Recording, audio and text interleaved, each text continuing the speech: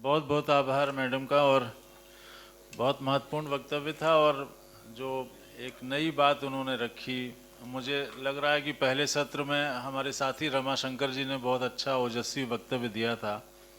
और उन्होंने कहा था कि मनुष्य तो बनो, कैसे बेहतर मनुष्य बना जाए। मैडम ने एक और आगे का सवाल सामने रख दिया है कि पुरुष अभी पूरी तरह मनुष्य नहीं है और स्त्री भी पूरी तरह मनुष्य नहीं। ये हमारे विचार के अलग अलग आयामों को आगे बढ़ाते हैं और सोचने पर विवश करते हैं कि किस तरह का समाज हमने रचा है और कैसा और बर्बर समाज की प्रक्रिया इस समय चल रही है, उसको कितना और अमानवीय बनाने के लिए पूरे अभियान जैसे चल रहे हैं। तो इनका कैसे मुकाबला किया जाएगा, कैसे इनके खिलाफ खड़े हुआ जाएगा। मैं आज के इस सत्र के समापन वक्तव्य के लिए हमारे बीच बहुत ही प्रतिष्ठित कवि, नाटककार, आलोचक प्रोफेसर नंद किशोर आचार्य जी मौजूद हैं। अभी 2 वर्ष पहले उनका बहुत महत्वपूर्ण कविता संग्रह छीलते हुए अपने को, उसको साहित्य अकादमी पुरस्कार दिया गया था। इसके पहले वो संगीत नाटक एकेडमी अवार्ड और बहुत सारे तमाम पुरस्कारों और सम्मानों से सम्मानित हैं। आकार के बहुत सारे आयोजनों से लगातार संबद्ध रहे हैं। उनका हमेशा हम लोगों को संरक्षक मिलता रहा है। मैं नंद किशोर आचार्य जी को आमंत्रित करता हूँ समापन वक्त। उदाहरण प्रस्तुत किए गए हैं कि मुझे लगता है कि अब उनमें मुझे नहीं जाना चाहिए, क्योंकि वो बहुत सी बातें रिपीट होंगी जो आप सुन चुके हैं। उदाहरण दूसरा होने से ये नहीं होगा कि बात बदल जाएगी, बात वही रहेगी। मैं 2-4 नए उदाहरण दे दूंगा, उससे कुछ फर्क नहीं पड़ेगा। बल्कि मुझे लगता है कि जो हमारा अपना एहसास है उसको अब इन उदाहरणों की ज़रूरत भी नहीं रह गई। हम सब कहीं अंदर से महसूस करते हैं कि हम एक हिंसक समय में रह रहे हैं। तो अब उसके लिए आप कितने भी आंकड़े दें, उदाहरण दें, न दें, इससे कोई अधिक फर्क नहीं पड़ता है। इम्तिहान वगैरह देना हो, पेपर पढ़ना हो, रिसर्च पेपर वगैरह, तब तो ज़रूरी है, नहीं तो काम चलता है उसके बिना। दरअसल मुख्य बात यह है कि जैसे शुरू में कहा गया, ये भी एक बहस है मनोविज्ञान में कि मनुष्य तो हिंसक रहेगा ही रहेगा, उसको अहिंसक नहीं बनाया जा सकता। दूसरी तरफ ये भी बहस है कि नहीं, वह मूलतः हिंसा उसमें इन्नेट नहीं है, उसमें अंतर्जात नहीं है, उसमें हिंसक होने का सामर्थ्य है। और अगर परिस्थितियाँ विवश करें या प्रेरित करें तो वो हिंसक हो सकता है, हो जाएगा। अगर आपका काम पूरा हो चुका हो तो मैं बोलूं।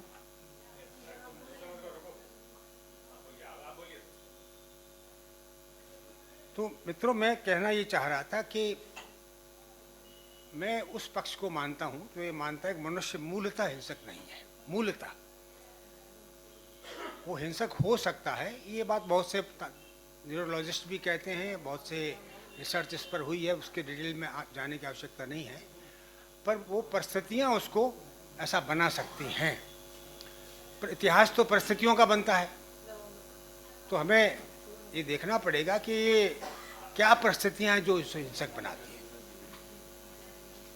और क्या इतिहास जितने उदाहरण दिए गए उनसे लगता है कि हिंसा की दिशा में बढ़ रहा है। क्या ये सच है? ये ठीक है कि बहुत ज़्यादा हमको हिंसा दिखाई दे रही है, पर क्या अगर पूरे विश्व इतिहास के विकास के संदर्भ में देखें तो क्या मनुष्य अधिक हिंसा की तरफ बढ़ रहा है कि अहिंसा की तरफ बढ़ रहा है? इस पर थोड़ा गहराई से विचार किए जाने की आवश्यकता है। विचार किस तरफ? घटनाओं में, परिस्थितियों में बहुत चीज़ें होती रहती हैं जो नहीं होनी चाहिए, निंदनीय है, लेकिन मनुष्य की जो प्रवृत्ति है वो किस तरफ बढ़ने की कोशिश कर रही है और क्या चीज़ है जिसको रोकने की कोशिश कर रही है। इस चीज़ को हमें समझने की आवश्यकता होनी चाहिए, क्योंकि बाकी सारी चीज़ें उसी के अंतर्गत आ जाती हैं। बहुत बात की गई स्ट्रक्चरल वायलेंस की, जो सच है, क्योंकि हिंसा के जितने रूप हमको अप्रत्यक्ष दिखाई देते हैं, डायरेक्ट वायलेंस तो हम सभी जानते हैं, लेकिन अप्रत्यक्ष रूप जितने दिखाई देते हैं वो सारे स्ट्रक्चरल रूप हैं, जिसमें वर्ण भी है, जाति भी है, नस्ल भी है, राष्ट्रवाद भी है, ये सारे राज्य भी है। तो इसलिए सवाल ये उठता है कि लेकिन ऐसा क्यों है कि एक व्यक्ति जो अन्यथा सारे अपने आचरण में बहुत विनम्र है, बहुत शिष्ट है, बहुत सुशील है, आपस में ढंग से बातचीत करता है, शिष्टाचार से पेश आता है और शायद मन में बुरा नहीं भी है, ईमानदार भी है कई बार, लेकिन जब एक सांप्रदायिक दंगा होता है तो वो एक पक्ष की हिंसा के साथ हो जाता है। वो हिंदू या मुसलमान, वो एक पक्ष की हिंसा के साथ हो जाता है। ऐसा क्यों? अपने व्यवहार में हिंसक नहीं है, सामान्य व्यवहार में हिंसक नहीं है, परिवार में हिंसक नहीं है, मित्रों में हिंसक नहीं है, बातचीत में बड़ा विनम्र है। क्यों ऐसा होता है कि वो उस समय एक पक्ष के साथ हो जाता है और दूसरे पक्ष के साथ नहीं होता? अभी जैसे मान लीजिए कि कहा इन्होंने, मैं उनसे सहमत नहीं हूँ उनकी बात से पूरी तरह, प्रेमवद ने, लेकिन जब कहा तो हम तुरंत कुछ लोग रिएक्ट करने लगे। तो सुन लो भाई, सुनने में कोई हर्ज नहीं था, उसके बाद रिएक्ट कर सकते हैं। क्यों ऐसा होता है? ऐसा नहीं सभी के साथ होता है। तो ऐसा क्यों होता है कि हम किसी ऐसी बात को जो हमें वैचारिक रूप से स्वीकार न हो, हम तुरंत उसके विरोध में खड़े हो जाते हैं, तुरंत। अदरवाइज हम बहुत विनम्र हैं, बहुत डेमोक्रेटिक हैं, बहुत लोकतांत्रिक हैं। तो मुझे ये लगता है कि इसलिए इन सबके पीछे एक बिलीफ सिस्टम काम करता है जिसको कल्चरल वायलेंस कहा जाता है। एक बिलीफ सिस्टम काम करता है, उस ये बिलीफ सिस्टम जो है वो सारी स्ट्रक्चरल वायलेंस को लेजिटिमाइज करता है और उस स्ट्रक्चरल वायलेंस को बनाए रखने के लिए जो डायरेक्ट वायलेंस भी की जाती है उसको भी लेजिटिमाइज करता है, उसको वैधता देता है। पर हमारे मन में हाँ ये ठीक है, इसके लिए हिंसा की जा सकती है। जैसे मान लीजिए कि हिंसक क्रांति में विश्वास करने वाले लोग हैं, हम भी उनके इतिहास में बड़ी तारीफ करते रहे, जो फ्रांस की क्रांति हो, रूस की क्रांति हो, अमेरिका की क्रांति हो, सबकी तारीफ करते रहे, सफल क्रांतियां मानी जाती, पर थी तो हिंसक ना। तब हमने मान लिया उसके लिए हिंसा ठीक है, उस तरह का परिवर्तन करना हो तो हिंसा उचित है, की जा सकती है, नहीं तो नहीं करनी चाहिए। यानी वो उचित है या अनुचित है उसकी बात अलग है, पर हमने ये मान लिया कि उसके लिए हिंसा उचित है, इसलिए हम उनकी तारीफ करते हैं, सही मानते हैं उसको। तो ये हमारा बिलीफ सिस्टम है जो ये मानता है कि किसी काम के लिए हिंसा की जा सकती है और किसी काम के लिए हिंसा नहीं की जा सकती। तो इसका तात्पर्य क्या हुआ कि हम भी हिंसा को एक वैध साधन मानते हैं, हमें मानते हैं कि जरूरत पड़ने पर उसको उपयोग किया जा सकता है। राज्य वही करता है, राज्य की हिंसा की इतनी बात हुई है, राज्य यही करता है कि वो ये मानता है कि हम तो एक लोकतांत्रिक राज्य हैं, लेकिन कुछ चीज़ों के लिए हम शक्ति का प्रयोग कर सकते हैं। शक्ति का प्रयोग मतलब हिंसक हो रहा है, कुछ चीज़ों के लिए शक्ति का प्रयोग राज्य कर सकता है, जिसे अराजकतावादी कहा जा रहा है गांधी को। मैं अराजकतावाद शब्द का इस्तेमाल नहीं करता हूँ, उसकी मानी बदल गई, निंदक शब्द हो गया वो। मैं उसके लिए अराज्यवाद शब्द का इस्तेमाल करता हूँ, अनार्की के लिए, पॉलिटिकल अनार्किज्म के लिए। तो वो क्योंकि वो ये मानते हैं कि अगर ऐसा होगा तो ये शक्ति का प्रयोग करेगा। हम भी मानते हैं हाँ करना चाहिए। हम ये मानते हैं कि नहीं, सुप्रीम कोर्ट ने जो फैसला कर दिया है वो फाइनल है, सभी मानते हैं। और जो ही बहस होगी किसी मुद्दे को लेकर के तो तुरंत एक कभी ये पक्ष और कभी वो पक्ष ये कह देगा कि सुप्रीम कोर्ट का फैसला ये है।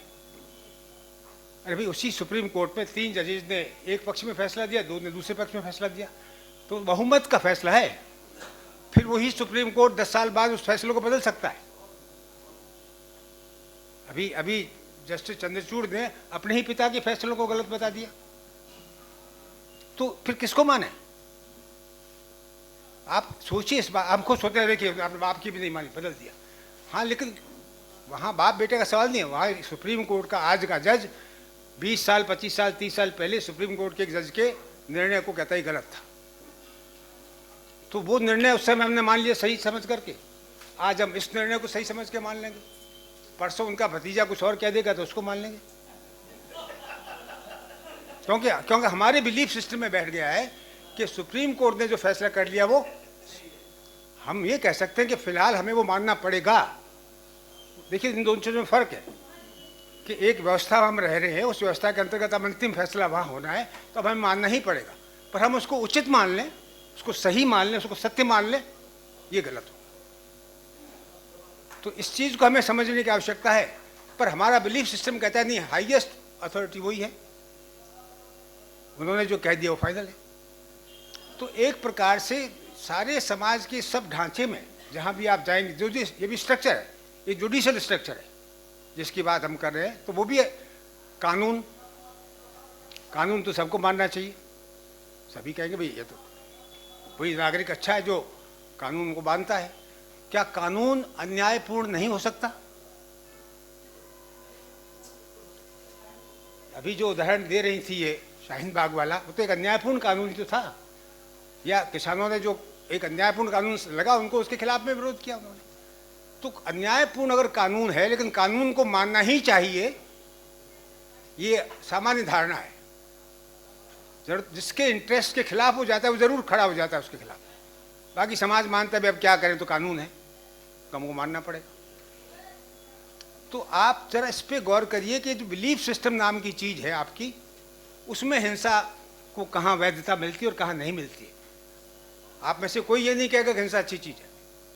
और देखिए अगर आप गौर करेंगे तो बहुत सी चीज़ें विश्व जनमत जो है, चाहे विश्व अर्थव्यवस्था कुछ भी कर रही हो और विश्व राजनीति कुछ भी कर रही हो, जिसके बहुत सुंदर उदाहरण जोशी जी ने दिए पूरे अंतर्राष्ट्रीय राजनीति के संदर्भ में, लेकिन विश्व जनमत का युद्ध के पक्ष में है।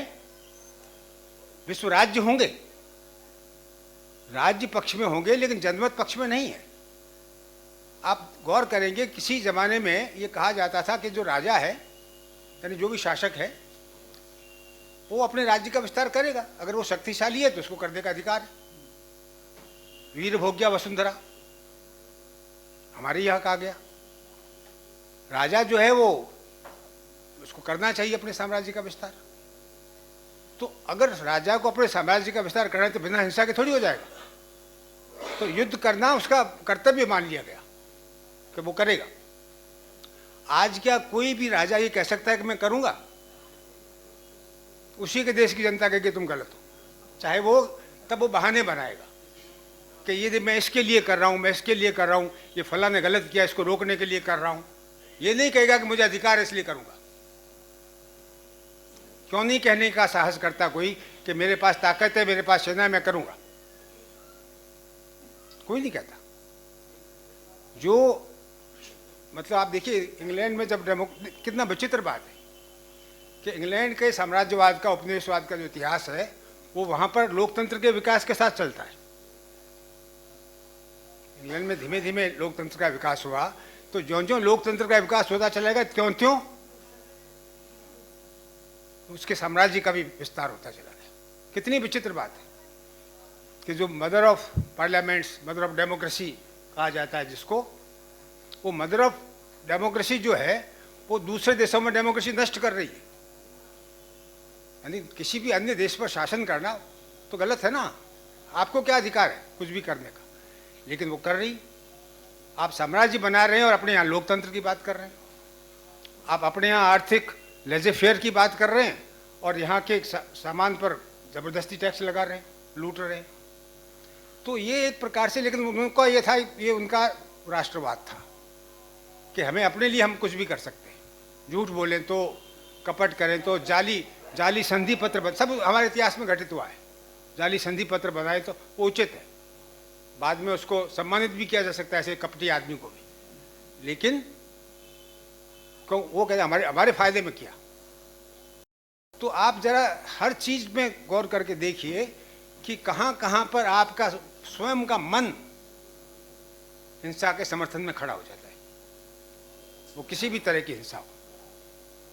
तो पहली बात हमारे लिए ये होनी चाहिए, इसलिए मैं कोई उपदेशक की तरह बात नहीं कर रहा हूँ, मनुष्य के अगर विकास उसको करना है इस दिशा में तो, और नहीं तो कोई चारा नहीं है।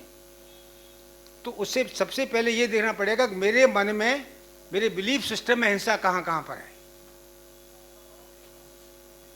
आप देखिए वर्ण व्यवस्था हिंसक है, क्या अत्याचार इसके नाम पर, जाति के नाम पर हुए, स्त्रियों के साथ क्या हुआ, जैसा अभी रूपरेखा जी ने कहा, पुरुषों के साथ भी कुछ हद तक हुआ, तो वो क्या हुआ, लेकिन उस सब के पीछे आधार क्या है? वो कहेगा नहीं ये हमारा शास्त्र कहता है तो ये इसलिए वैलिड है, जो शास्त्र ने कह दिया वो वैलिड है, उस पर कोई क्रिटिकल उसका एनालिसिस नहीं हो सकता है, वो शब्द प्रमाण है, जो कुछ कह दिया गया वो सही है, तो इसलिए ये तो रहेगा, ये तो हमारी परंपरा, हमारा धर्म है, हमारी कल्चर है, समझ लीजिए। कल्चर शब्द हमारे यहाँ कम चलता था, आजकल चलने लगा, पहले धर्म शब्द ही चलता है उसकी जगह पर। तो अगर मान लीजिए कि आप ये मानते हैं कि इसलिए शास्त्र ने जो कहा है वो सही है। स्वयं गांधी जी पर पहला आक्रमण जो हुआ उनकी जीवन पर, वो तो इसलिए हुआ कि अस्पृश्यों के मंदिर प्रवेश की बात कर रहे थे, पूना के सनातनियों के द्वारा जब आक्रमण किया गया, क्योंकि वो शास्त्र के, तो गांधी ने कहा मैं शास्त्र की ऐसी किसी बात को नहीं मानता जो विवेक और अहिंसा के विरुद्ध हो। ये साहस की बात होती है, ये साहस की बात होती है कि आप ये कहें नहीं जान, वो हिंदुस्तान की बात है। तो वो जो हुआ उसमें ये होना चाहिए कि दक्षिण अफ्रीका के कारण दूसरा था, वो कल्चरल नहीं था, जो बिलीफ सिस्टम नहीं था। तो बिलीफ सिस्टम की जब हम बात करें तो हमारा बिलीफ सिस्टम ये था कि मंदिर में प्रवेश नहीं होना चाहिए, और अगर होता है तो उसको विरोध कर, उसके लिए आप हिंसा भी करें तो कुछ बुरी बात नहीं है। इसी तरह से स्त्रियों के साथ में हुआ। तो आप अब समझें इस बात को कि ये बिलीफ सिस्टम कितना गहरे बैठा हुआ है, यानी ये कल्चरल वायलेंस कितनी गहरे बैठी है हमारे अंदर। मैं कई बार बच्चों को जब पढ़ाता हूँ तो बड़े स्थूल उदाहरण देता हूँ। आप सब लोग फिल्में देखते हैं और जवानी में तो सभी देखते हो, तो आजकल थोड़ा कम हो गया वैसा डांस वगैरह होना। पहले हर फिल्म में लगभग एक कैबरे डांस टाइप चीज़ होती थी, तो उसमें जो नर्तकी होती थी वो नाच रही है और उसको चारों तरफ से हबशी लोग घेरे हुए हैं, वो उसके चारों तरफ नाच रहे हैं, उस पर अटैक करने कुछ। और हमें किसी को समझ में नहीं आ रहा था कि हबशियों पर यानी निगरोज पर ये वायलेंस है, उनके बारे में ये कल्चरल वायलेंस है, पर हमारे बिलीफ सिस्टम में बैठा हुआ है और ये ऐसा ही है, किसी ने पूछा नहीं। सब लोग गुलिवर्स ट्रेवल्स पढ़ते हैं, बड़ी तारीफ करते हैं, गुलिवर है अच्छा उपन्यास है स्विफ्ट का, लेकिन क्या दिखाया है उसमें कि वो जो गुलिवर जाता है तो वो तो जाइंट लगता है और वो बहुत पिग्मीज हैं जो उसको कोशिश करते हैं मारने की। वो सारे ब्लैक्स हैं और पिग्मीज हैं, वो वाइट है और ताकतवर है। अब आप समझिए वो क्या क्या आपके दिमाग में बिठाने की कोशिश कर रहा है उस किताब के माध्यम से। तो एक तरह से, और ये सब जगह फिल्मों में हम देखते हैं किसी को, विकलांगों को कैसे दिखाते हैं, जब भी कोई विलेन दिखाना होता है तो काना होगा, लंगड़ा होगा ना अक्सर। आजकल तो थोड़ा विलेन भी काफ़ी सूटेड बूटेड हो गए, लेकिन उसमें तो आप देखेंगे कि उस तरह दिखाते थे। क्यों दिखाते थे? ऐसे लोक में आपको ऐसे दोहे मिलेंगे जो कहेंगे कि जो काना है, कुबड़ा है, गंजा है, या मैं अपने देख रहा था पूरा तो नहीं, गंजा है या लगड़ा है, उस पर कभी भरोसा मत करो। उस पर भरोसा करो तो हाथ में डंडा रखो। हमारे राजस्थानी में है, हमारे यहाँ वो दोहा है एक कि, तो अब ये, और लोग उसको दोहराते हैं जब भी कैसे नहीं। तो यानी एक प्रकार से अब एक तरह की हिंसा है, ये बहुत बहुत मजाक में होती है, लेकिन भाव उसके पीछे वही रहता है। तो मित्रों, मुख्य बात यह है कि क्या आप स्ट्रक्चरल वायलेंस तो बदल सकती नहीं है जब तक आप कल्चरल वायलेंस को न बदलें। जब तक आप इस बात को न समझें कि एडम स्मिथ का सिद्धांत एक गलती की ओर ले गया हमको, और आज भी हम उसी पे चलते चले जा रहे हैं। मुख्यतः आधार वही है, फिर उसमें परिवर्तन थोड़े होते रहते हैं। अगर हम उसकी तरफ नहीं जाते तो शायद दूसरा रास्ता होता, पर आज भी हमारे लिए विकास की अवधारणा वही है कि जितना प्रोडक्शन आप बढ़ाएंगे उतनी समस्याएं सॉल्व होंगी आपकी, और जितनी जीडीपी आपकी बढ़ेगी उतना देश संपन्न हो जाएगा। वो वेल्थ ऑफ नेशन है, वेल्थ ऑफ पीपुल नहीं है। उसकी किताब का नाम वेल्थ ऑफ नेशन है, वेल्थ ऑफ पीपुल नहीं है वो। कभी सभी लोग संपन्न हो जाएंगे, राज्य राष्ट्र संपन्न हो जाएगा, उसमें भूखे लोग रहे चाहे, उसकी कोई चिंता की आवश्यकता नहीं, क्योंकि वो जो इनविजिबल हैंड है वो कभी नीचे पहुंचाता है नहीं, मजबूरी में कुछ पहुंच जाए तो अलग बात। तो इसलिए, लेकिन हमने मान लिया कि यही एक, आप देखिए सारी पार्टियां आजकल विकास की बात करती हैं, और विकास के लिए क्या जरूरी है, तब आपको एक नई टेक्नोलॉजी डेवलप करिए। अब नई टेक्नोलॉजी डेवलप करिए, ज़्यादा से ज़्यादा ऑटोमेटेड टेक्नोलॉजी लाइए, तो जॉब कहाँ मिलेंगे। अभी हमारे यहाँ तो समस्या थोड़ी कम है, लेकिन अभी पूरी दुनिया में अर्थशास्त्र की सबसे बड़ी समस्या दो है, जो समाजशास्त्री अर्थशास्त्री उनके सामने। एक तो ग्रोथ है लेकिन जॉबलेस है, जॉबलेस ग्रोथ हो रही है। उत्पादन बढ़ रहा है लेकिन जॉब्स नहीं बढ़ रहे, कम हो रहे हैं, क्योंकि जितना आप high rate of technological transfer में जाएंगे, जिसको HRT कहा जाता है, जितना ज़्यादा उसमें जाएंगे आप, उतना ही ज़्यादा प्रोडक्शन ज़्यादा होगा। और जब प्रोडक्शन ज़्यादा होगा एक नई टेक्नोलॉजी के साथ में, तो अच्छी टेक्नोलॉजी वो है जिसमें अधिक से अधिक ऑटोमेशन हो, आदमियों को कम से कम इन्वॉल्व करना पड़े। तो हमने मान लिया कि यही तरीका है उत्पादन का। जब यही तरीका है तो उसमें हिंसा होगी, फिर आप इसको नहीं रोक सकते। खाली हिंसा किसी को हाथ से पकड़ के मार देना, पीट देना नहीं है, वो भी बहुत बड़ी हिंसा है, लेकिन हमारा ध्यान उस पर नहीं जाता। हम कहते नहीं, विकास तो इसी तरह से हो सकता है, क्योंकि हमारा बिलीफ सिस्टम में बिठा दिया गया है कि इकोनॉमिक डेवलपमेंट का तरीका एकमात्र यही है, और कोई दूसरा तरीका नहीं हो सकता। इसलिए गांधी वगैरह की बातें हमको उपदेश लगती हैं। हाँ ठीक है, वो उपदेश देते थे, अच्छी बातें करते थे, लेकिन सोवियत रूस की फेल्योर का, जोशी जी, मैं एक बड़ा कारण ये मानता हूँ, बड़ा कारण, कि उन्होंने उसी टेक्नोलॉजी के आधार पर एक साम्यवादी समाज बनाना चाहा जिस टेक्नोलॉजी के आधार पर अमेरिका का पूंजीवादी समाज बना है। जबकि मार्क्स की बुनियादी मान्यता ये थी कि जो means and tools of production है वो इंडस्ट्रियल लाइसेंस बनाते हैं। तो आप उन्हीं means of tools of production के आधार पर, जिसके आधार पर पूंजीवादी इंडस्ट्रियल रिलेशन बने थे, आप एक इक्वल समतावादी कैसे बना सकते हैं। तो उन्होंने उसी टेक्नोलॉजी पर भरोसा किया। अगर उसको चेंज करने की कोशिश करते तो शायद कुछ दूसरा नतीजा आता, पर उसी पे भरोसा किया तो उसके नतीजे वही होने थे। एक कह सकते हैं कि बेस में और सुपर स्ट्रक्चर में एक कॉन्ट्रडिक्शन पैदा हो गया वहीं पर एक कॉन्ट्रडिक्शन पर तो गिरना ही था उसको कभी न कभी। वो आप राज्य की ताकत से उसको जब तक बनाए रखेंगे, जैसे अब मकान गिर रहा होता है तो लकड़ी के बल्ले लगा करके उसको कई दिन तक रखते हैं, पर कभी न कभी गिरेगा वो, तो वही वहाँ हुआ। तो एक प्रकार से ये हमें समझना पड़ेगा, क्योंकि बिलीफ सिस्टम उनका भी यही था कि यही तरीका है। कितने आश्चर्य की बात थी कि जब लेनिन ने न्यू इकोनॉमिक पॉलिसी लागू की तो उन्होंने उसी टेलर सिस्टम को एक्सेप्ट किया, जहाँ labour is a कॉग in the machine है। टेलर अमेरिका के प्रबंध वैज्ञानिक थे, उनका ये था, तो उनको मानना पड़ेगा, वही करना पड़ेगा, क्योंकि आपने उसी टेक्नोलॉजी को अपनाया जिसमें सेंट्रलाइजेशन होगा।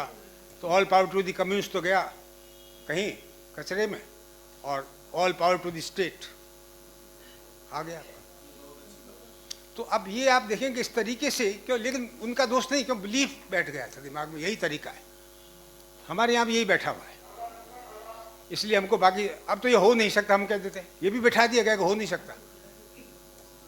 क्यों नहीं हो सकता, करके देखिए ना, होता है कि नहीं होता है, पर हमने मान लिया कि नहीं हो सकता है। तो अब समझने की जरूरत। इसी तरह से राज्य में देखिए आप, अभी जैसे जोशी जी ने कहा कि राज्य के चरित्र को, बहुत अच्छी बात थी कि राज्य को चरित्र के बदलेगा कुछ नहीं, पर बदलेगा कैसे? जब तक आपका बिलीफ सिस्टम यह है कि राज्य ही सर्वसत्ता संपन्न है, वही करेगा जो कुछ करेगा, तब तक कैसे बदलेगा? वो तब बदलेगा जब आप ये मानेंगे कि राज्य को हमने इस चीज के लिए सजा दी, इस चीज के लिए नहीं दी है। जब तक आप राज्य को, इसीलिए गांधी कहते थे, उनका नाम नहीं पता, चलता नहीं काम, क्या करें, चाहता तो मैं भी था कि नहीं लूं पर चलता नहीं। वो ये मानते थे कि राज्य जो है, state is an organised and concentrated violence. राज्य एक संकेंद्रित और संगठित हिंसा है। तो अगर राज्य ऐसा है तो उस राज्य की तो ताकत जितनी कम हो उतना आपके हक में है, पर हम उसका बढ़ाए चले जाते हैं। और देखिए, किसी भी सत्ता संस्थान की ये एक स्वभाव होता है, उसकी प्रकृति होती है कि वो अपनी सत्ता को निरंतर बढ़ाता चला जाता है। और इस केवल राज्य का सवाल नहीं है, मैं ये कह रहा हूँ जितने प्रकार की सत्ता संस्थान हैं, वो चाहे धर्म सत्ता हो, वो चाहे राज सत्ता हो, चाहे अर्थ सत्ता हो, जहाँ जहाँ उसका केंद्रीकरण होगा वहाँ वहाँ नतीजे वैसे आएंगे उस फील्ड में। और अर्थ सत्ता तो इतनी पावरफुल है कि राज्य आज उसके हिसाब से चलते हैं। गौर से आप देखेंगे तो राज्य आज की दुनिया में, कोई हिंदुस्तान का सवाल नहीं, पूरी दुनिया में वो कॉरपोरेट के एजेंट की हैसियत से काम कर रहे हैं। जो कॉरपोरेट चाहते हैं वो उनको करना है, नहीं तो। और कॉरपोरेट क्या चाहते हैं, जैसा एग्जाम्पल दिया गया थोड़ी देर पहले, सबसे बड़ी इंडस्ट्री तो वेपनरी की है, शस्त्रों की है। सारी जीडीपी उन देशों की उसी के आधार पर चल रही है। यानी मजे की बात है कि जिनका उपयोग वो कहते हम नहीं करेंगे, अणुबम बनाएंगे, डालेंगे नहीं। मतलब उसका उपयोग हो नहीं सकता है, करेंगे तो खुद भी मरेंगे, दुनिया नष्ट हो जाएगी, वो जानते हैं। लेकिन धमकाए रखने के लिए जरूरी है। और इसी तरह से आप देखिए कि, और हम डरते हुए इसको करते रहते हैं, हम भी उसमें शामिल हो जाते हैं। तो अब ये समझने की चीजें हैं कि आपका कहाँ कहाँ पर आपका जो आपकी जो विश्वास प्रणाली बना दी गई है, या वो किसी एक आदमी ने नहीं बनाई है। किसी एक आदमी को दोष देना गलत होगा उसके लिए, वो बनती चली गई है। जिस रास्ते हम चलते गए उस पर हमें पुनर्विचार करने की कभी जरूरत नहीं समझी। उनको लगा यही रास्ता है। गांधी जैसे लोग सिर्फ यही करते हैं कि वो आपको इस पुनर्विचार के लिए कहते हैं, करना तो आपको है।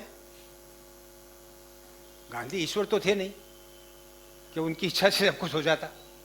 एक आदमी कह ही सकता है, और अगर कुछ लोग उसके समर्थक है, मानते तो थोड़ा बहुत कोशिश कर सकते हैं उस बात को और आगे बढ़ाने की। इसके अलावा क्या कर सकते हैं? लेकिन अगर आप उसके लिए तैयारी नहीं है, क्योंकि आप कोई सुविधा छोड़ने को तैयार नहीं है, तो फिर नहीं होगा।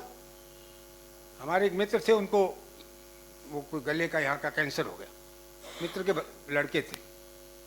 तो कैंसर हो गया तो डॉक्टर के पास गए और उन्होंने पूछा कि डॉक्टर ने भाई क्या ये सब किया, तो बहुत ज़्यादा जर्दे का पान या दवाई रखते थे, तो धीरे धीरे गले में। तो उन्होंने कहा भैया मैं ऑपरेशन वगैरह तो करूँगा ही, पर तुम्हें ये छोड़ना पड़ेगा, नहीं तो तुम ठीक हो नहीं सकते। मैं डॉक्टर साहब ये तो मैं नहीं छोड़ सकता। तो डॉक्टर थोड़ा सख्त था, तो फिर मर जा, जब नहीं छोड़ सकता तो मरना है। तो आपके सामने ये दो चॉइस है, मरना है या ये सब छोड़ना है। लेकिन उसके लिए सबसे पहले एक आपके मन की तैयारी जरूरी होती है। एकदम से कोई चीज़ नहीं छूटती और छोड़ भी नहीं सकते, लेकिन मन की तैयारी जरूरी होती है उसके लिए पहले कि आप इन चीज़ों को समझें, इस बात की कोशिश करें कि हम क्यों ऐसा विश्वास कर रहे हैं, हमारे ये विश्वास किस हद तक सही है कि नहीं है।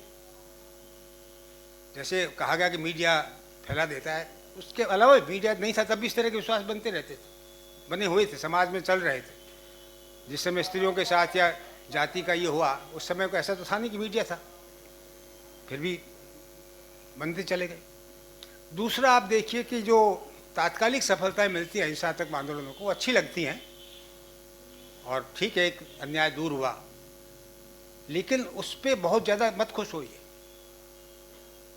क्योंकि वो ऐसा तो नहीं है कहीं वो फिर वो जो आपको तात्कालिक सफलता दिख रही है वो उसी स्ट्रक्चरल से उसका हिस्सा बन जाए।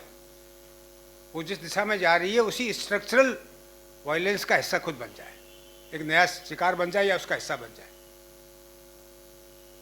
और क्या वो बाकी जगह पर वायलेंस का विरोध कर रही है?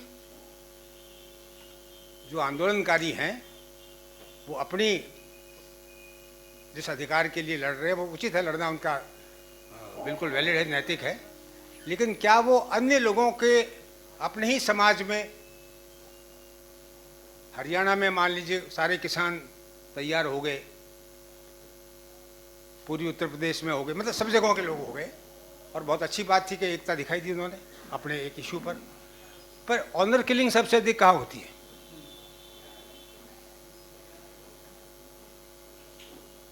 ये भी तो सोचिए ना, यानी इसका मतलब एक जगह हिंसा स्वीकार है, एक जगह नहीं है। तो आपको ये समझना पड़ेगा कि ये जो कॉन्ट्राडिक्शन है, ये हमारे मन का कॉन्ट्राडिक्शन है। वहां तो हमारी परंपरा है, तो राज्य कहेगा मेरी ये परंपरा है। तो आप समझिए इस बात को कि इसलिए ये एक पैकेज है पूरा। अगर आप हिंसा हिंसा में जाएंगे तो एक पूरा पैकेज है। ये नहीं हो सकता कि एक जगह आप हिंसक हो, दूसरी जगह हिंसक हो, ये संभव नहीं। और फिर ये है कि आप सफल होकर के अगर उसी के पार्ट बन जाएंगे, उसी सिस्टम के, जैसे हम आज़ाद हुए और जो गांधी नहीं चाहते थे उसी सिस्टम के पार्ट बन गए। हिंद स्वराज में जो बहस चली है, उस बहस में गांधी कहते हैं कि आप बाघ को हटा करके खुद बाघ हो जाना चाहते हैं। उनका बस ये इनका शासन खत्म हो जाए, उसके बाद हम ठीक इसी तरीके से अपने को डेवलप कर लेंगे। यही बहस है। अब जो कुछ लोग कहते हैं बहस सावरकर से हुई थी, जिस किसी से भी हुई हो, लेकिन जो पाठक और संपादक के बीच बहस हो रही है उसमें वो यही कहते हैं कि इसका तात्पर्य है कि आप बाघ को हटा करके खुद बाघ बन जाना चाहते हैं। इससे कोई फर्क नहीं पड़ता कि बाघ विदेशी है कि देशी है, वो बाघ का काम करेगा। तो अब आप अगर मान लीजिए उसी सिस्टम के हिस्से बन जाना चाहते हैं आंदोलन की सफलता के बाद। सुबह बात की गई थी कि आज़ादी के बारे में उन्होंने कहा ये अधूरी है, किसी ने कहा ये झूठी है, इस तरह आज भी लोग कहते हैं। गांधी, ये बात सही है कि गांधी जिस तरीके से आज़ादी मिली उससे असंतुष्ट थे, लेकिन वो ये मानते थे और शुरू से मानते थे, इस बात को शायद उन्होंने बहुत पहले स्पष्ट कर दिया था कि मैं अभी जो लड़ाई लड़ रहा हूँ वो तो संसदीय लोकतंत्र के लिए लड़ रहा हूँ, यानी हिंदुस्तान में एक संसदीय लोकतंत्र कायम हो, पर मेरा असली प्रयोजन जो उद्देश्य जो है वो तो स्वराज स्थापित कर रहा है। संसदीय लोकतंत्र को स्वराज नहीं कहते थे, स्वराज नहीं, स्वराज की बात करूँ मैं, वो उसको स्वराज नहीं कहते थे। स्वराज का तात्पर्य बिल्कुल दूसरा था, केवल स्वतंत्रता। अब स्वराज स्वतंत्रता को एक मानते, पर गांधी की दृष्टिकोण से स्वराज दूसरी चीज थी और संसदीय लोकतंत्र या स्वतंत्रता दूसरी चीज थी। तो वो, लेकिन उन्होंने कहा कि इसका फायदा ये है कि इससे हम उस दिशा में आगे बढ़ने में आसानी होगी। जब तक ब्रिटिश गवर्नमेंट है तब तक हम उस दिशा में आगे नहीं बढ़ सकते हैं। वो आसानी नहीं हुई तो स्पष्ट है। अब बहुत से लोग संविधान की बात करते हैं कि वही हमारे संविधान जब बन रहा था तो लगभग बन गया था, और ये बात जयप्रकाश नारायण ने लिखी और भी लोगों ने लिखी, मैं उसको प्रामाणिक मानता हूँ। जब बन गया था तो अचानक किसी का ध्यान गया, शायद संतानम का, कि इसमें गांधी जी का तो कुछ है ही नहीं। यानी ये जो ढांचा आपने बनाया है इसका तो गांधी जी से कोई लेन देन नहीं है, और आज़ादी की लड़ाई तो आखिर हमने उनके नेतृत्व में लड़ी है, उनके सिद्धांतों को मानते हुए लड़ी है। तो राजेंद्र बाबू के नोटिस में ये बात लाई गई, जो अध्यक्ष थे संविधान सभा के। तो अब वो उतना समय बीत चुका था कि दूसरा टाइम नहीं था, फिर 2-4 साल लग जाते। तो उन्होंने कहा इसको हम बाद में कभी कर लेंगे। फिर बातचीत करके तय किया कि ऐसा करते हैं कि इसमें पंचायती राज वाला जो गांधी जी का है तो 2-4 इस तरह के सिद्धांत उसमें डाल देते हैं, डायरेक्टिव प्रिंसिपल्स में, राज्य के नीति निर्देशक तत्व जो कि बाइंडिंग नहीं है उसमें डाल देते हैं। फिर ज़रूरत पड़ने पर आगे इसके मुताबिक कानून बन जाएंगे।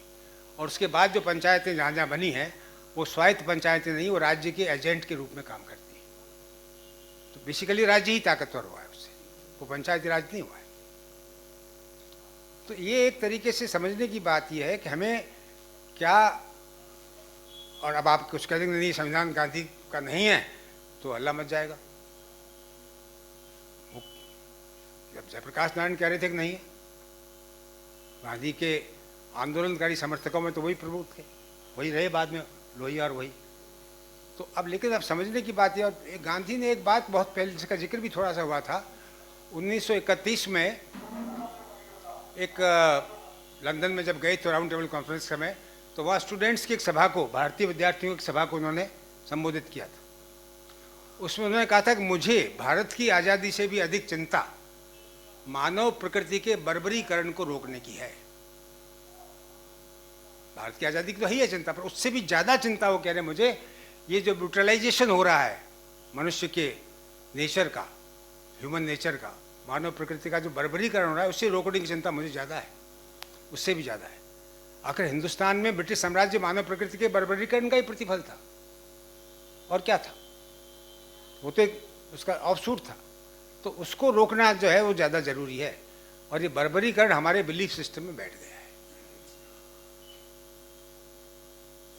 अब और काम नहीं चल सकता उसके बिना अर्थव्यवस्था का। अगर आपके ये ना कहा जाए कि आपका स्टैंडर्ड ऑफ लाइफ ऊंचा होना चाहिए, हर एक आदमी कहेगा होना चाहिए, तो कैसे होगा ऊंचा? तब आप जितने अधिक उनके बनाए हुए गैजेट्स इस्तेमाल करेंगे उतना ही आपका ग्राफ ऊंचा चला जाएगा, उतना ही ऊंचा जाएगा। और दूसरे में ये समझा दिया गया कि आपका किसी से, हर व्यक्ति, एडम स्मिथ कहते हैं, हर आदमी अपने सुख के लिए चिंतित है, दूसरे से उसको कोई मतलब नहीं, अपने स्वार्थ के लिए करता है जो कुछ करता है। आपने भी मान लिया कि हाँ हर आदमी स्वार्थी है। और हर आदमी स्वार्थी तो काहे को लोग फांसी पे चढ़ गए? हर आदमी स्वार्थी तो क्यों लोग जेलों में चले गए?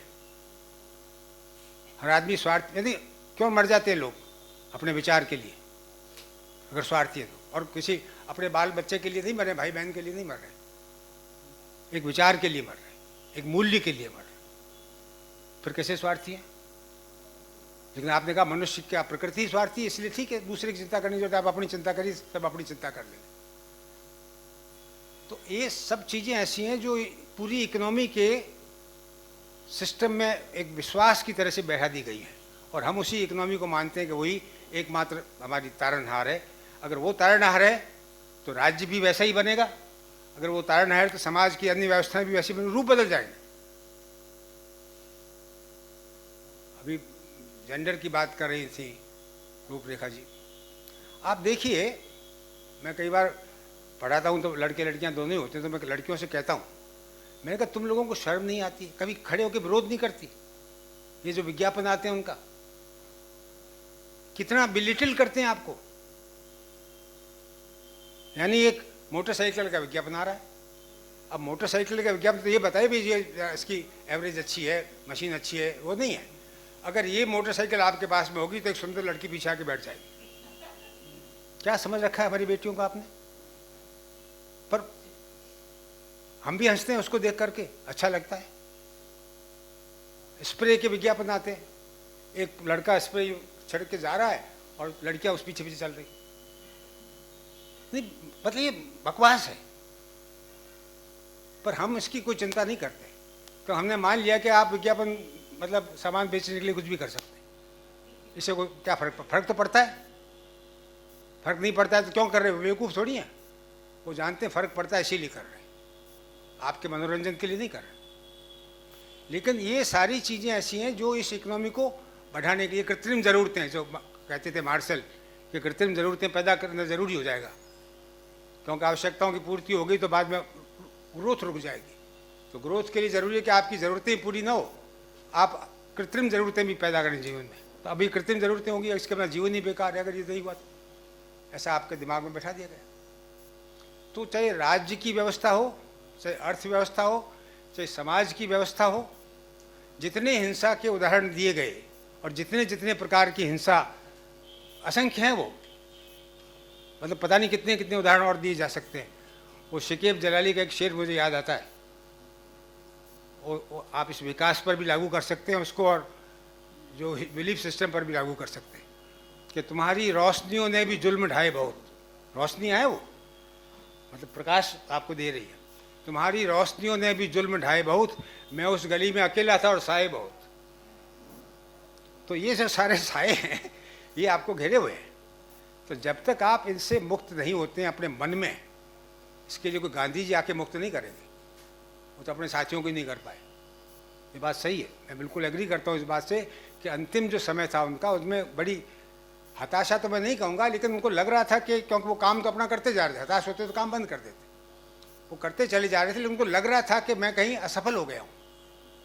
पर भी मानते थे कि एक बार नेहरू ने उनसे कहा कि आप जिस तरह की सत्य की और अहिंसा की बात करते हैं उसको कौन मानता है, आप देखिए कोई नहीं मानेगा। तो उन्होंने कहा इसलिए ही मेरा उसे कहना और भी अधिक ज़रूरी है, चाहे ना माने लोग, पर मैं जो सत्य मानता हूँ उसे मुझे कहते रहना चाहिए। और अकेले तो पढ़ गए थे, मैंने एक सुबह जिक्र किया था थोड़ा सा, एक नाटक मैंने लिखा उनके जीवन के अंतिम दिनों को लेकर के, और लगभग वो तथ्यात्मक है, वो जो वाक्य कही है उसमें उन्हीं के द्वारा बोले गए। प्रवचन वगैरह के अंदर जो मैंने उसमें गूंथे हैं, बिल्कुल लगता है वो जो कहा है मेरे को कोई सुनता नहीं, तो सही है। मतलब वो पब्लिक को नहीं कह रहे हैं, वो कह रहे हैं मतलब जो सत्ता बनी हुई है वो मेरे को कोई नहीं सुन रही है। लोग आते हैं मेरे पास अपनी शिकायतें लेके, मैं किसको कहूँ, कोई तो मेरी बात सुनता नहीं, यहाँ तक कहा उन्होंने। तो ये सारी चीज़ें जो हैं वो ठीक है, एक आदमी को अकेला छोड़ दिएगा, ये उनकी असफलता कहें इसको, औपचारिक रूप से तो ऐसा ही कहेंगे, या कि उन लोगों की असफलता कहें जो उनके साथ थे, कि उन मूल्यों को समझने में, उनके अनुसार चलने में वे असमर्थ रहे। अगर हम किसी स्वास्थ्य के नियम का ध्यान नहीं रख सकते हैं तो उसमें स्वास्थ्य के नियम का दोष नहीं है, वो दोष हमारा है। तो ये हमें समझने की आवश्यकता है। और दूसरा ये समझने की आवश्यकता है कि जब तक आप, मैं इस बात से बिल्कुल सहमत हूँ कि जब तक आप अर्थव्यवस्था का चरित्र नहीं बदलते हैं तब तक ये सारे राज्य का चरित्र नहीं बदल सकता है। और राज्य का चरित्र बदलने का मतलब ये होता है कि राज्य का धीमे धीमे अधिक लोकतांत्रिक मतलब उसमें अधिक से अधिक शक्ति का कम होता है। थोरो जो कहते थे कि सबसे बेहतर सरकार वो जो सबसे कम शासन करती है, उस तरफ अगर राज्य नहीं जाता है और आपके जीवन पर हावी होता चला जाता है, जिससे कोई फर्क नहीं पड़ता कि धर्म हावी हुआ या कि राज्य हावी हुआ। तो इन चीज़ों को, कुछ चीज़ों को रीइंटरप्रेट करने की जरूरत है। धर्म की कुछ चीज़ें हैं जो अच्छी भी हैं, मतलब आप उसको बिल्कुल नकार नहीं सकते हैं, पर उनको हमें आधुनिक संदर्भ में रीइंटरप्रेट करने की ज़रूरत होती है और उसको समझने की आवश्यकता होती है कि ये गलत अर्थ हमको समझा दिया गया था, क्योंकि हम उस पर खुद नहीं विचार करते।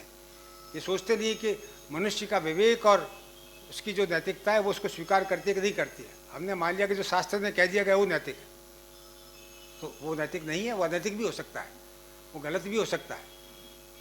हमें खुद अपने पे विचार करना है कि क्या हम इसको सही मानते हैं, क्या मेरे साथ ऐसा हो तो मैं उचित मानूंगा कि मैं इसलिए क्योंकि मैं एक उस जाति का हूँ जिसे उच्च जाति का दर्जा प्राप्त नहीं है, अगर मैं ऐसा होता तो क्या मैं इस अन्याय को अच्छा मानता, क्या सही मानता?